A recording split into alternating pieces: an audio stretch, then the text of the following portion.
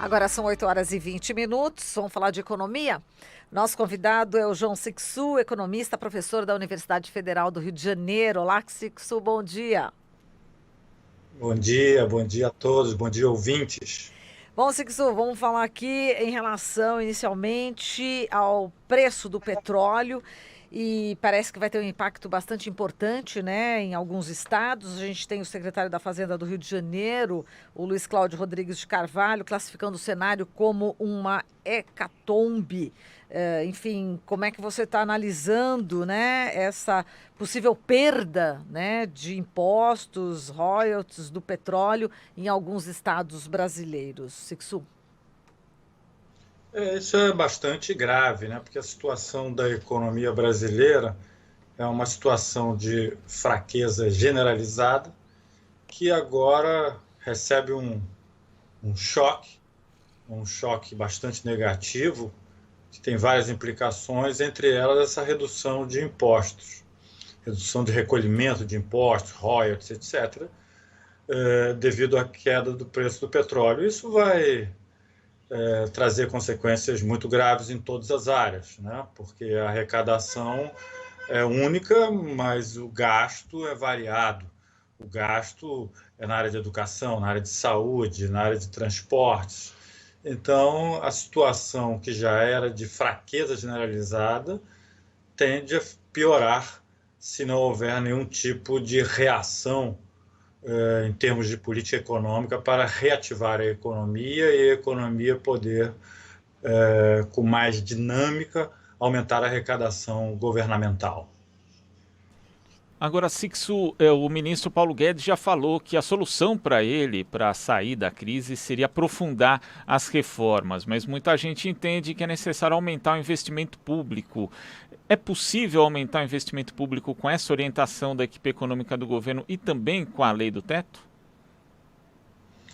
Olha, essa aposta feita pelo ministro, ela é muito conhecida e ela não é verificável, não é testável. O que eles dizem sempre é o seguinte, né? Se não está dando certo é porque é preciso fazer mais reformas. E essa história não acaba nunca, porque nunca dá certo e eles sempre dizem, então é preciso fazer mais reformas ainda.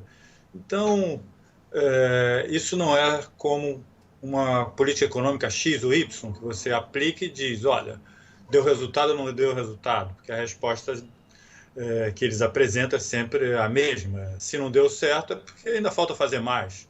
E sempre vai faltar fazer mais, porque nunca dará certo. Bom, essa não tem sido alternativa. Nós já fizemos várias reformas sugeridas por essa linha de pensamento, né? Fizemos reforma trabalhista, reforma da Previdência, tem uma fila de reformas aí para serem discutidas e aprovadas, e a solução em termos de redução de desemprego, de aumento da renda, de fato não aparece. Bom, essa sugestão de se fazer política fiscal, aumento de gastos, é uma situação assim, bastante conhecida da história econômica, não é só dos economistas, da história. Isso começa nos Estados Unidos na década de 20, né? E os economistas, independentemente das suas correntes políticas naquela época, ou ideológicas, todos sabiam que esse era um remédio eficaz, né? E foi utilizado nos Estados Unidos na década de 30, apesar de todas as dificuldades que são alegadas nos dias de hoje, que são as dificuldades orçamentárias. Mas é óbvio, se você está numa situação difícil, você está precisando de colocar a política fiscal para funcionar, é exatamente porque a economia está numa situação de fragilidade, a arrecadação está baixa e, portanto, governos têm dificuldade de arrecadação e têm até déficit. Mas é bom lembrar o caso americano, que ele tem uma correlação bastante próxima com o caso brasileiro dos dias de hoje, que é exatamente esse ponto. O ponto de que há recursos ou não há recursos para se fazer essa política de gastos, de investimento público, né? Nos Estados Unidos houve essa mesma discussão. E a discussão foi definitivamente enterrada quando se aproximou a guerra, no final dos anos 30, né? a Segunda Guerra Mundial, que, pelo motivo da guerra, recursos apareceram, mas pelo motivo da paz, os recursos não apareciam. Então, provou-se naquele momento de que a questão não é recursos, não é de recursos, a questão é de motivação política. Então, diante da guerra, os recursos apareceram, a economia americana passou a colocar suas fábricas para funcionar, para produzir para a guerra, e o desemprego foi absolutamente zerado. Então, a questão não é de se recursos existem ou não. Se nós podemos fazer, se os Estados Unidos fez, e todos os países fazem, para a guerra, nós podemos fazer também essa mesma política para a paz, para recuperar a economia, no caso a economia brasileira, que vive uma situação, na verdade, dramática, de desemprego de 12 milhões de pessoas, de precarização do emprego, de falências, de paralisação geral da atividade econômica. Nós estamos no fundo de um poço, tentando sobreviver. E nesta situação nós temos que entender que é uma situação emergencial, tal como se fosse uma guerra, onde os recursos aparecem. Então eu espero que eles apareçam também para um momento de paz, como a história econômica já provou, que eles podem aparecer e são eficazes e resolvem o problema. Muito bem, Sixto, falando em valores, enfim, se aparecem ou não, estou vendo aqui uma matéria do Valor Econômico, dando conta que o BNDES tem quase 100 bilhões de reais, né? A manchete é para apoiar o setor privado.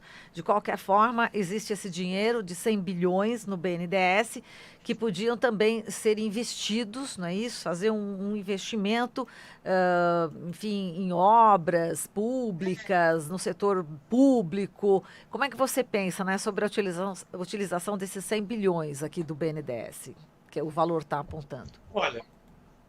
Olha, a situação é uma situação muito especial que nós estamos vivendo de 2014, 2015 para os dias de hoje.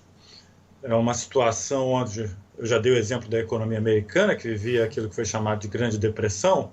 Eu acho que nós vivemos uma situação semelhante no Brasil, de depressão, situação de alto desemprego, de investimento público e privado basicamente nulos, de taxas de crescimento muito baixas.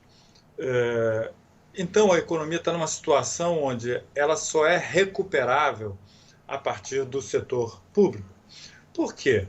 Simplesmente que numa situação dessa, de tal fragilização, o setor privado não decide investir, porque o que é o investimento para o setor privado? É simplesmente dizer o seguinte: vou colocar meus recursos aqui para construir uma fábrica, porque vou produzir e espero vender esses produtos.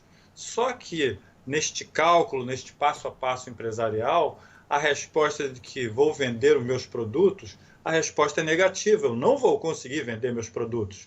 Então, lá o passo inicial, que é vou colocar meu dinheiro para construir uma fábrica, esse passo inicial não é dado. Então, nesta situação atual, nós não podemos esperar nenhum tipo de reação do setor privado como primeiro passo. Então, eu diria que recursos do BNDES são recursos para financiar o setor privado. O setor privado pode ficar até animado de pegar esses recursos, mas não porque eles teriam uma taxa de juros baixa ou até uma taxa de juros nula. Se alguém emprestar recursos vou emprestar 500 milhões com taxa de juros zero, não adianta nada isso, porque empresários não tomarão esses recursos, porque terão que pagar esses recursos, mas para pagar esses recursos eles vão ter que vender o produto de suas fábricas. Eu acho que os recursos do BNDES têm uma utilidade num segundo passo. O primeiro passo deverá ser o investimento público direto. É o governo mesmo rompendo com a tal regra de teto de gastos, realizando obras de infraestrutura, reativando as obras que foram paralisadas. A partir daí, a economia começa a se animar. Aí sim, num segundo momento, os recursos do BNDES são extremamente importantes e ainda bem que eles existem. Porque primeiro entra o setor privado entra, o setor público entra primeiro e ele anima o setor privado. Então, para o setor privado entrar, realmente é necessário de financiamento.